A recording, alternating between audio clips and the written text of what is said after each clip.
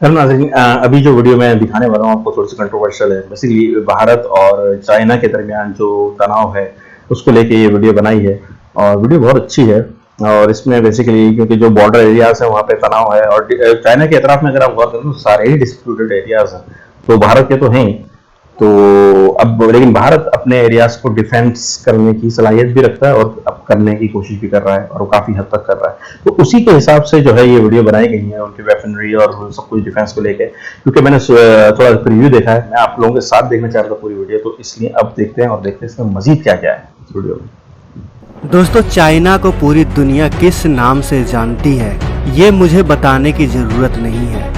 भूमाफिया के नाम से मशहूर चीन की निगाहें भारत के कई क्षेत्रों पर है। कभी तो चीन अरुणाचल प्रदेश में एक पूरी की पूरी गांव बसा लेता है, वहीं चाइना कभी गलवान घाटी को ही अपना बता देता है। ऐसे में दोस्तों, भारत अपने देश की हिफाजत, खास करके चाइना से अपने देश की हिफाजत के लिए पूरी तरह से चौकन्ना है, क्योंकि भारत अब लद्दाख में कई एडवांस हथियारों को तैनात करने वाला है, जिसकी वजह से लद्दाख में अब चीन का बचना नामुमकिन हो जाएगा, क्योंकि भारत ने पूरी तैयारी कर ली है। तो आज के इस वीडियो में हम भारत के इसी तैयारी, इन्हीं हथियारों के बारे में जानेंगे जिनको भारत जल्द से जल्द लद्दाख में तैनात कर देगा।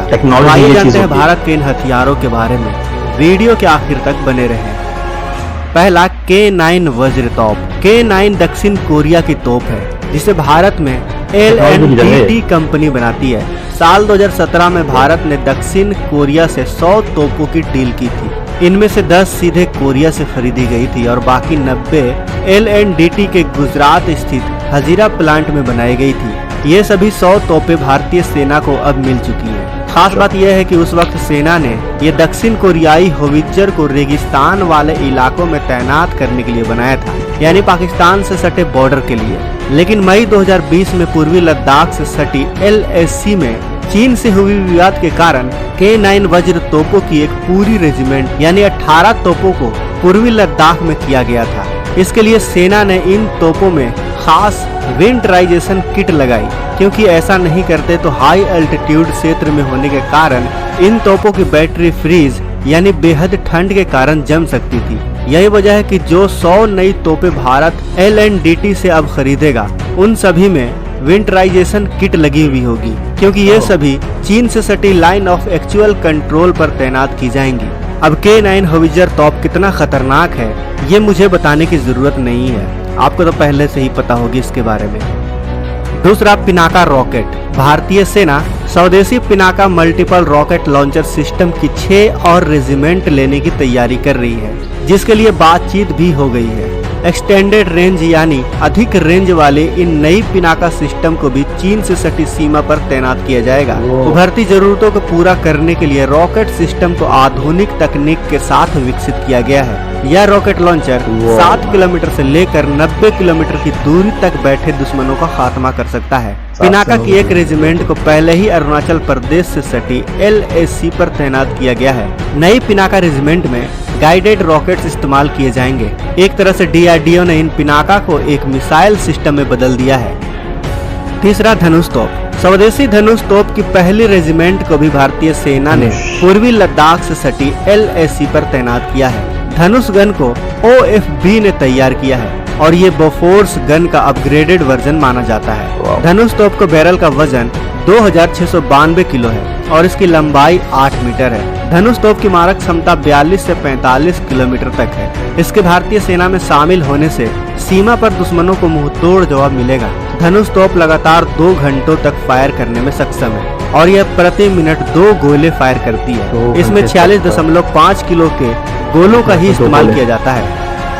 चौथा, M777 होवित्जर।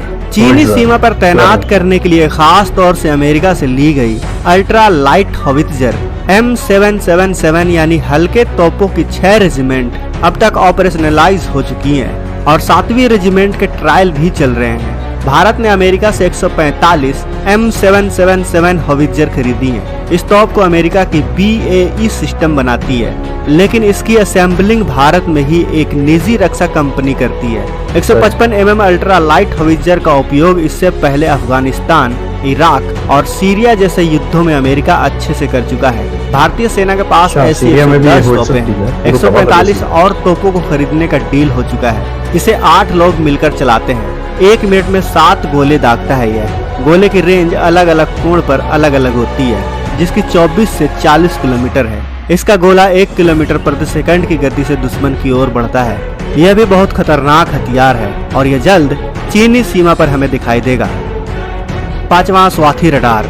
DRDO और BEL ने इस वेपन लोकेटिंग रडार स्वाति को तैयार किया है। यह दुश्मन की सीमा में कहां से तोप या फिर दूसरे गन गोला दाग रही हैं, उसकी ठीक ठीक लोकेशन बता देती है। ऐसे में अपनी तोप से उसी लोकेशन पर गोला दागा जा सकता है जहां दुश्मन की तोप तैनात रहती है, जहां से दुश्मन तोप से गोला बारूद दाग रहा है। दरअसल पूर्वी लद्दाख से सटी LAC पर मई 2020 के बाद वाले विवादित इलाकों में तो डिसएंगेजमेंट हो गया है, लेकिन डिस्पांग प्लेन और डेमचौक को लेकर कोई फैसला नहीं आ पाया है।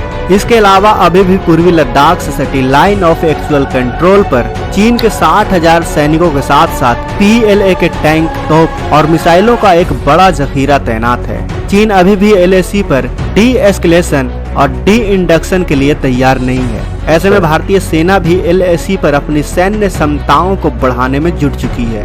SCO मीटिंग में प्रधानमंत्री नरेंद्र मोदी और चीन के राष्ट्रपति शी जिनपिंग की बैठक न होने से साफ है कि LAC पर चलने वाला ये विवाद लंबा खिंच सकता है। साथ ही पूर्वी लद्दाख से सटी LAC पर मई 2020 के बाद वाले विवादित इलाकों में तो डिसएंगेजमेंट हो गया है और डेमचौक को लेकर कोई फैसला नहीं हो पाया है। भारत जब भी इन मुद्दों पर चीन से बात करने की कोशिश करता है, तब चीन की तरफ से कोई भी जवाब नहीं आता।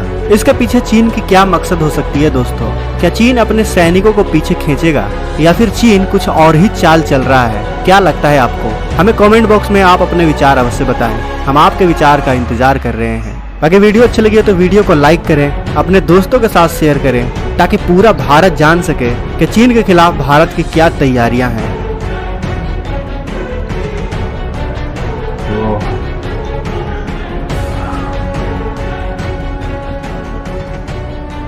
बहुत अच्छी वीडियो से नाज़रीन, लाइक करें, सब्सक्राइब करें और शेयर करें इसको भी।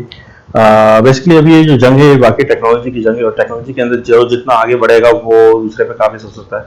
जैसा कि आपने देखा कि कितने सारे इन्होंने टैंक्स दिखाए और उसके ऊपर एक ही बारी में पूरी फ्लीट इन्होंने उड़ा दी उसकी। हालांकि कितनी मेहनत से वो टैंक, कितने महंगे टैंक होंगे, कितनी मेहनत से बने होंगे, जो ऑपरेट कर रहे होंगे वहां पर उसमें कितने सारे लोग होंगे, कितनी मेहनत लगी होगी उन सब में, लेकिन टेक्नोलॉजी ने खत्म कर दिया सब यूं करके। तो टेक्नोलॉजी की बाकी ये गेम है और वेपनरी सिस्टम के अंदर अगर आपको डिफेंस करना है किसी मुल्क से तो सबसे बेहतरीन चीज़ है कि आप टेक्नोलॉजी में एडवांस हो, जितने एडवांस हो सकते हैं आप हो। मैंने तो ऐसे वेपन्स भी देखे कि जैसे कि जो नेवी है, आई थिंक अमेरिकन नेवी है, वो ऐसे वेपन्स हैं उनके पास कि कोई भी चीज, कोई गोला फायर नहीं, कोई भी कुछ भी फायर नहीं होगा, बस वो पिन पॉइंट करके अगर वहां पे कोई आदमी खड़ा हुआ है उसको खत्म कर देगा। वो पता नहीं कौन सी वेव छोड़ते हैं, क्या छोड़ते हैं, क्या नहीं छोड़ते, वो आदमी जो है वो वहीं के वहीं मर जाता है। तो इस तरह के वेपन्स हैं। तो ये बहुत ही, ना केमिकल है, ना इसके अंदर बायोलॉजी इस्तेमाल हुई, ना केमिकल इस्तेमाल हुआ, बस वो वहीं के वहीं मर गया। कौन सी वेव इस्तेमाल की है उन्होंने, क्या किया कि वो खास आदमी पे फोकस्ड है और वो खत्म हो गया और बाकी जो है वो बचे हुए। तो ये बड़ा कमाल है। ये देख रहे हैं ना, इतने एडवांस वेपन्स आ चुके हैं। खैर अब यही है कि अब दुआ की जा सकती है। सारे मुल्कों के लिए दुआ है क्योंकि वहाँ पे नागरिक भी हैं, आम नागरिक भी रहते हैं, जो कि जिनका जंग से कोई लेना देना नहीं। अब जंग से तो वैसे किसी का भी लेना देना नहीं, डिफेंस से हर एक का लेना देना है। बस इसी के साथ ही इस वीडियो को हम खत्म करते हैं। और इंडिया जिस तरह एडवांस कर रहा है अपनी मिलिट्री टेक्नोलॉजी को, उससे लगता है कि ये एक वक्त में काफ़ी हद तक ऊपर आ जाएगा। और बड़े ज़बरदस्त हथियार दिखाए इन्होंने। ये तो हॉर्न बज रहा है किसी गाड़ी का पीछे, चलें फिर मिलते हैं नेक्स्ट वीडियो के अंदर। अच्छा, मुझे भी लाइक और सब्सक्राइब जरूर कर देना, बहुत ज़रूरत है। Thank you very much.